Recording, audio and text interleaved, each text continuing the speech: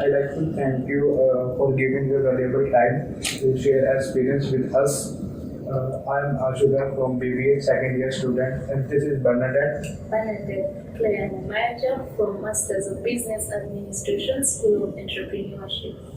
We are very happy and excited to have the Professor Kamlesh Misra sir, the founding Vice Chancellor of Rishihood University.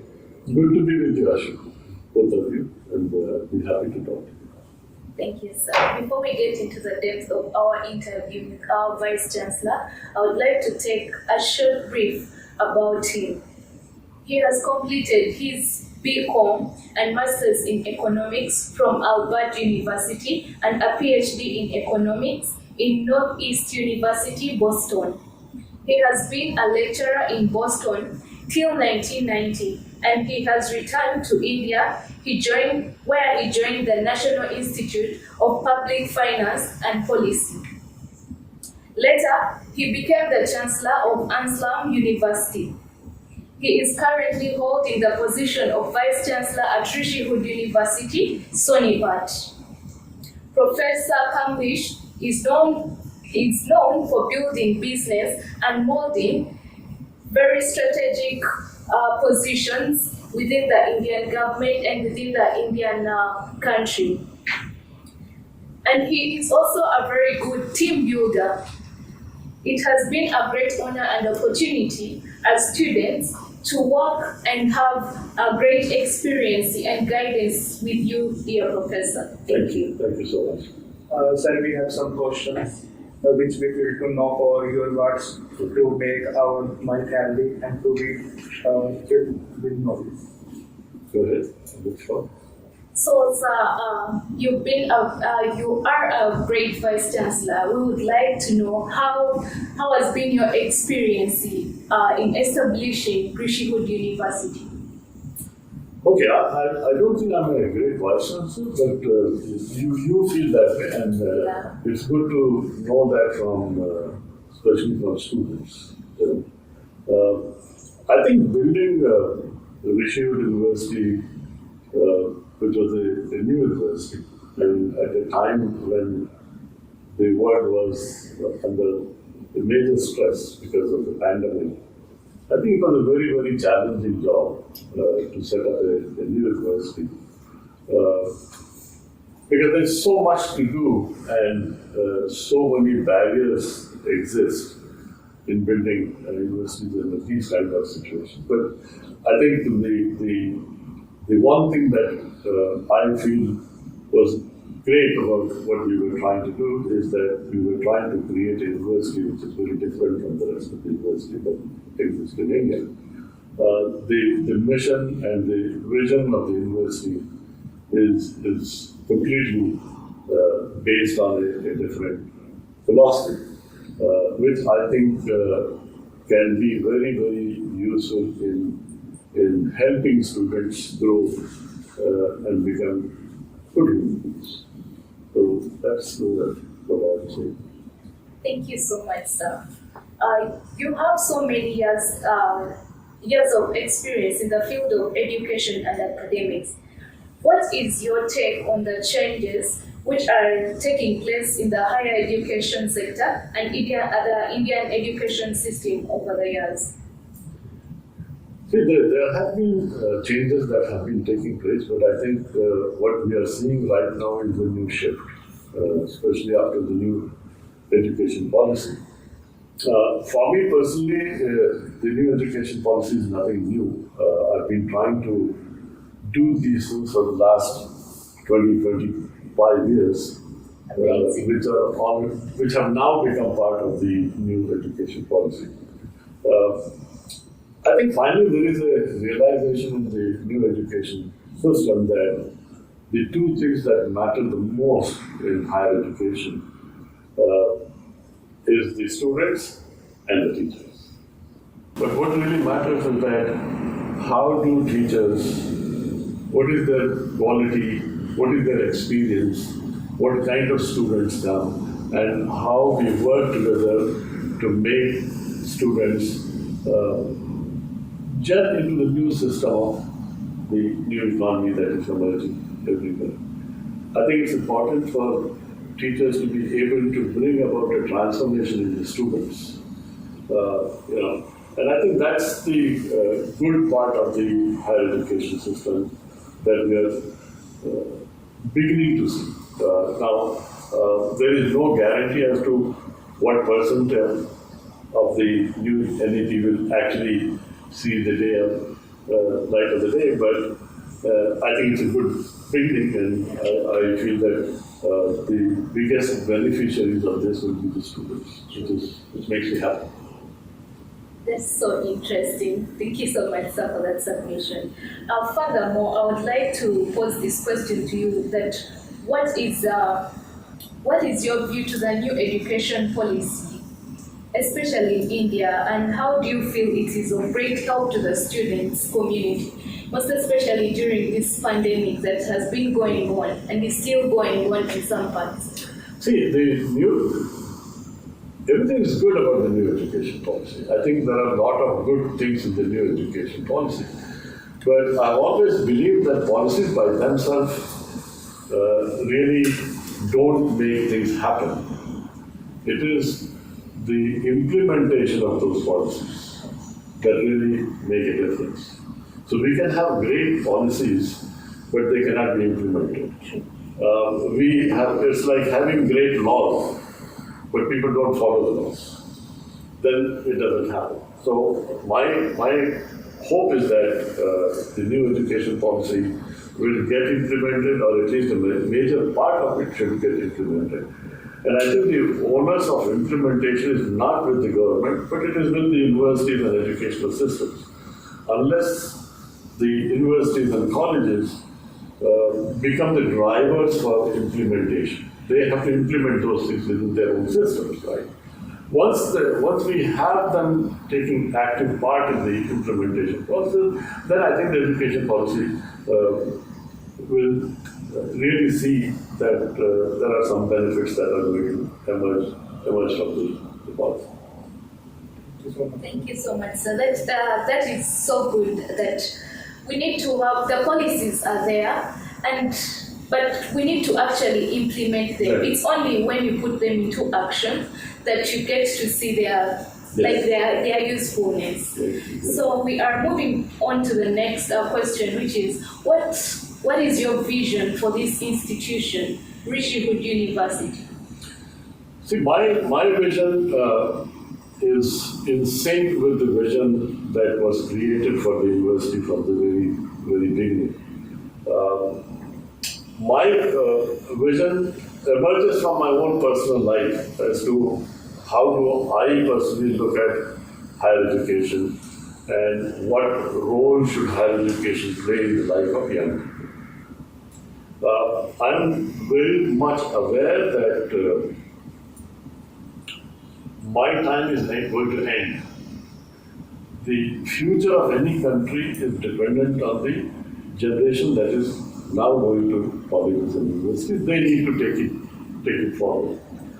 So we need to have students who are, besides having their degrees and subject knowledge and those areas, I think we need to ensure that they are good human beings, they are good citizens of the country, they have a sense of national pride, they should know what their country is, where did we come from, where we are going, and what role that they can play in making the country a great country. It doesn't matter which country it is, but every student has the responsibility to ensure that they are actually making sure that the nation moves forward to the next generation and gives hands over to a generation which takes it to a higher level.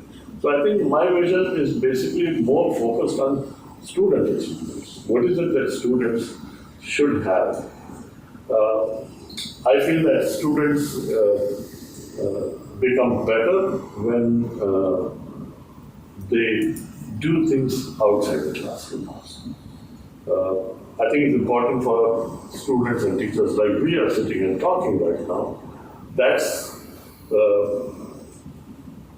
That's necessary because you can understand a subject in marketing in the class, but you cannot understand the subject of life if you don't.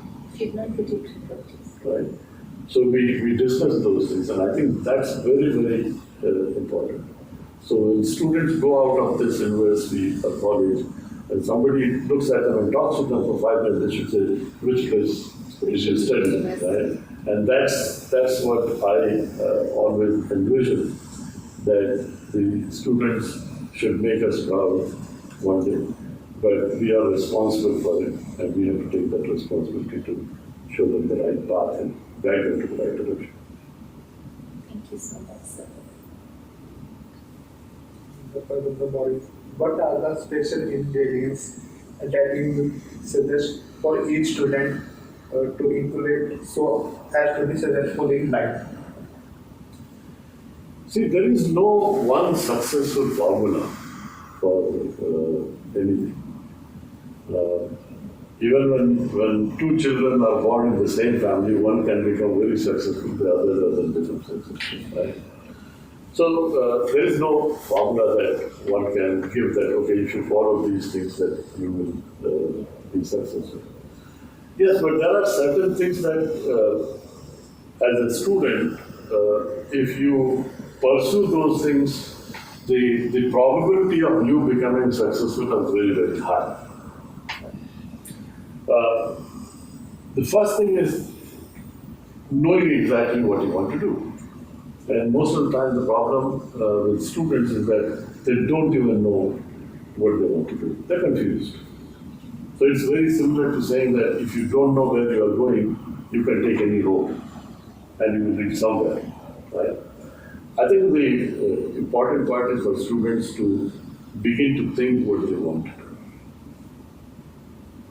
The second important thing is that make your college life very useful for yourself. There is no need for you to study for an exam that I have to get an A grade in this exam. Right? I think what you need to have is you need to have a curious mind, which is in search of more knowledge. Right? The deeper you go into it, the lesser you feel that you know now. Right? So I think that's very, very important for students to be able to focus on the subject, understand the subject, understand the interrelationship that exists between different disciplines. But at the same time, to bring a blend of knowing things which are beyond their subject matter. Being aware of the world you are living in today, right? So what is happening in Ukraine? What is the problem?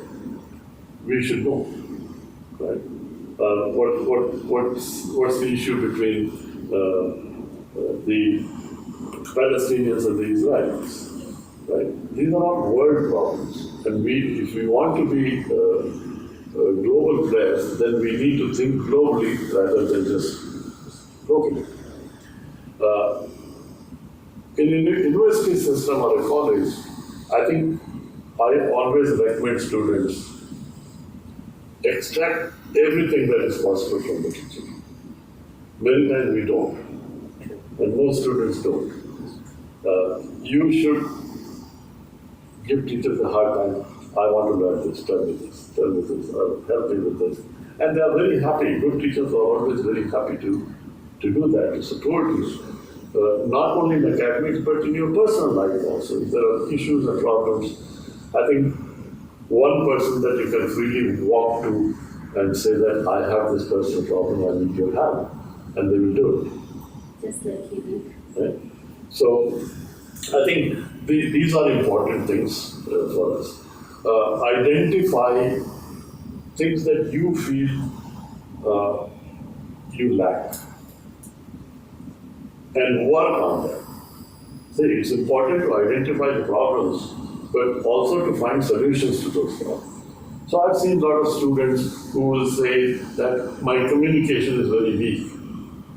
Okay, then what do we do for the next 2-3 years to improve that communication, to change, so that after 3 years you don't say that I have this problem. Right? So whatever problems you have, you need to find solutions to them. Right? And you have to take responsibility for your life. Everybody can help. You have to be on the driver's side. Right? Everybody is going to help you in college now. And you can make mistakes in college and university.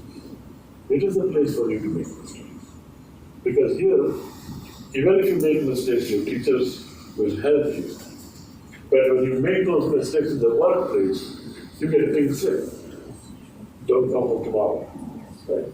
So this is a place for you to practice, to experiment new things, make mistakes, but learn from the mistakes. And don't make the same mistake the second time.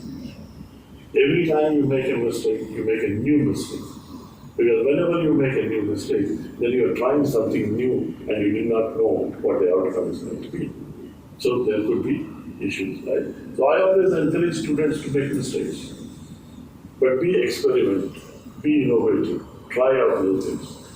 Try out things that you have never done, right? Have the confidence in yourself. Even if you are not a very good singer, and if somebody says sing, just sing, right? It may not be the best, but at least it will give some smiles to some faces. Try out everything that you want to try out during the college time. Thank you so much, sir. So, furthermore, at an institution builder, you must have faced various challenges in different universities that you have set up over the years. So, how did you overcome these challenges, and what is your formula for success? Yeah, so I think since you are saying challenges, I'm happy to talk about them because I've never faced any problems. I've faced a lot of challenges, but there's a difference between these two words, right? Challenges can be overcome. So I'm walking and I get a wall in front of me. That's a challenge for me to cross that wall. Right? But if I think that the wall is a problem, then I will turn back and go away. Right? So I think most of the time the challenges that I have faced in the building universities have all been related with students and teachers and the staff. I always believe that the most important part of building a great university is to have great people. And that includes all students, teachers, staff, everyone. Everyone should have a very, very humane character. Right? Everyone should come with a smile and go with a smile. One of the biggest challenges that I've always faced in institution building is that people are not the way that you want them to be. They are not open, they are not transparent. They are scared, and you need to make things happen differently. Students are scared to talk to teachers. Teachers are scared to talk to the administrators. Staff is scared to talk to the faculty members. I don't understand why. An organization is nothing other than a collection of people who are all pursuing the same objective. Buildings don't make organizations. Legally, an organization is a piece of paper. So what gives life to a university or a college is the people. So if we can actually manage to get people to come together and be able to talk to each other, able to work with each other, I think we can create great institutions. That is very good. The second is that what is it that we can do for the students? I think that's the primary goal. The very purpose of my being here is the student. If you remove the students and the teachers, then it's a building. You can have a shopping mall. Right? So I think these are some of the challenges. Another challenge that I always face is that people don't want to talk about their ideas because somehow there is a feeling that what they say is not going to be appreciated. always wanted and I've encouraged my faculty members, my staff to open up and talk. Right? If they are dissatisfied, they should talk. If they are happy, they should talk. Right? Because we can find a solution if people talk. So people should be open and talk in the meetings rather than in the corridors. But I've been fortunate that wherever I've worked, in whatever university I've worked, I've been able to create that kind of a work culture. And I think the most important for me has been that I have to be the person who has to take the lead to do it. So I'm very much connected with the students. I work with the students. I spend time playing with them. I teach them. So I'm sort of not just a sort of a vice chancellor. That's the word I don't like. Well, I think it's better to be a teacher than to be a vice chancellor. So, if you allow the students to open their hearts and you are able to get a place for yourself, I think you can create miracles out of very, very ordinary students. And I'm not personally enamored by students who get 99% and 98% that they are the best. No, they're good students. But so are the others. There is no distinction. In fact, it's much more difficult to take an average student and make him top. But that's the best challenge that you have, that how do you take ordinary students and create miracles out of them. So I think that's a big challenge that we have in the university system. I've never had challenges of infrastructure, facilities, because especially I'm most of the time involved in new universities. And new universities do have those kind of issues and problems. And I think students understand that, teachers understand, everybody understands that this is how that is. So personally, I'm not scared of challenges. In fact, I love the most boring time for me in my building institutions is that when I've completed.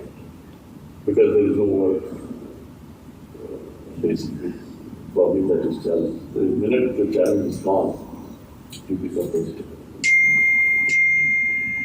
A problem talked about is a solution gotten. Thank you, sir. But do you see the university playing on the national and international stage? Okay, building universities is not easy. And I think it takes hundreds of years to build a university. Right? But there must be goals, and I'm happy that Rishihood has objectives. It has a 100-year plan for Rishihood University.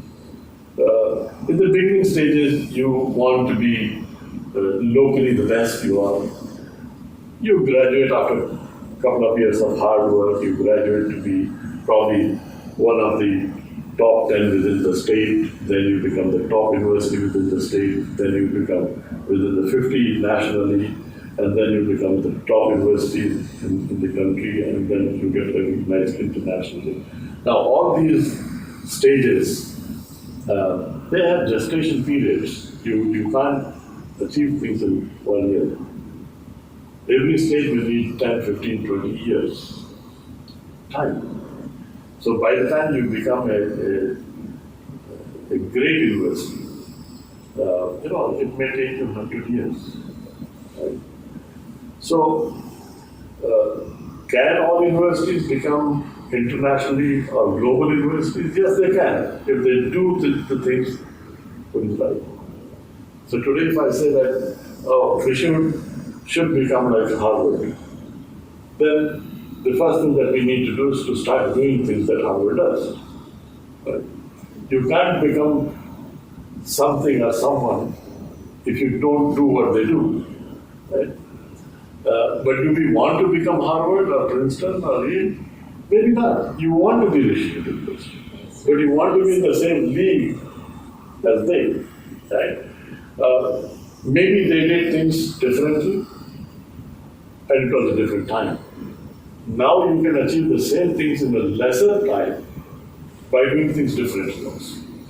Right? So we all have to find new ways of doing things.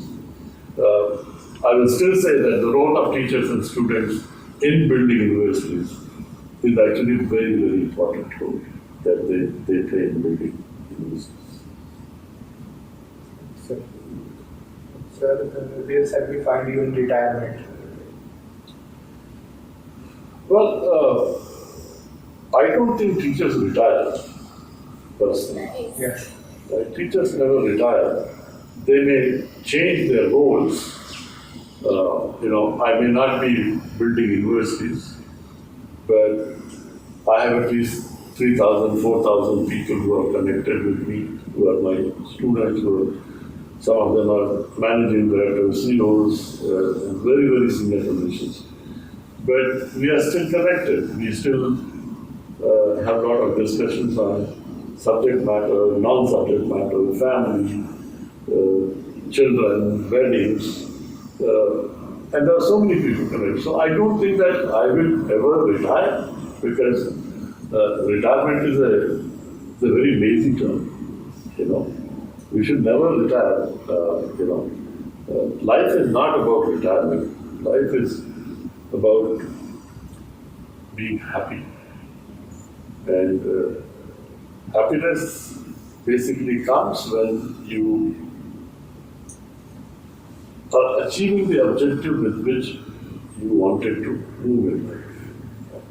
So I feel very happy when I will see you both, let's say, do something good. Right? And I know that that's not going to be a short term, that in 1 year after your graduation, you will achieve that, but you will continuously, at some point, you will reach a point where, they'll say, oh, okay, they have achieved it. So that gives a great sense of joy, happiness, that, okay, these are students. But at the same time, there are students who will fall through the cracks, and maybe they did not. They would not make it in life. Right? I think as teachers, we should also take responsibility for that also. That somewhere we missed out. We should have pulled them out from the cracks before they actually fell into it. Right? But universities are large structures, too many students. And many times, despite all the efforts, some people will fall through the cracks that we are not able to. So I will continue to support my students. I'll continue to help students. I'll continue to support my people who work with me, or whatever I can do for my profession. I will continue to write books and make a difference in some way or the other. So I don't have a retirement plan for my life. My retirement would be when I'm gone. Okay? Yes. And I like the fact that you say that you're not going to retire. And I love also the fact that technology has actually made it easier for us. That now we are having all the social media. However much you go far, I'll still get in contact with you. Yeah. Thank you, sir. So in the end, as a visionary, what message do you wish to give to RE family for times to come? See, there are so many things that we can talk about, but my sense has always been, and I always try to tell people, focus on the basics of education. That is the primary thing. You can do a lot of circus around the city. It doesn't help. What helps is we must be continuously working towards improving our educational system. The way I feel that we need to create Rishihood University as an island of excellence. At this stage, early stage of its inception, I don't even want to look beyond the boundary. I want to create an island which is perfect. And over a period of time, if we continue to strive to research, good teaching, good teachers, sufficient funds, facilities, amenities, a great student life, great campus life, all these things will be put together. Many of our students will go out and they will create their own islands somewhere. And they will do something good, and their students will go and create some more islands. So we will have a lot of islands of excellence in different places, and we hope that someday they will all get connected together, and we have a great nation with great centers of excellence. I feel that Rishihood University is really blessed and is in a position where it can take that leadership role. That doesn't mean that there are no problems. Problems will always be there. New issues, new problems, new challenges will keep coming. Okay? But I think our ability to deal with those problems, challenges, is what is going to determine. And I think Rishihood is well placed. And it has a very nice culture in which students and teachers work together and support each other. I think we are on a good note for the future. So you all should be happy that you have been part of the university at its initial stages. And we definitely want to see you all to be very successful. I'm still proud of you. As a student, and for all the students of Rishihood University, it has been a great honor and opportunity to share from your wells of wisdom this afternoon. We pray to the Almighty that He may continue protecting you for us wherever you go. May blessings flood wherever you go. Thank you so much. Thank you so much, sir, for creating this time for us and share your words of wisdom with us. Thank you. Thank you so much. And stay blessed.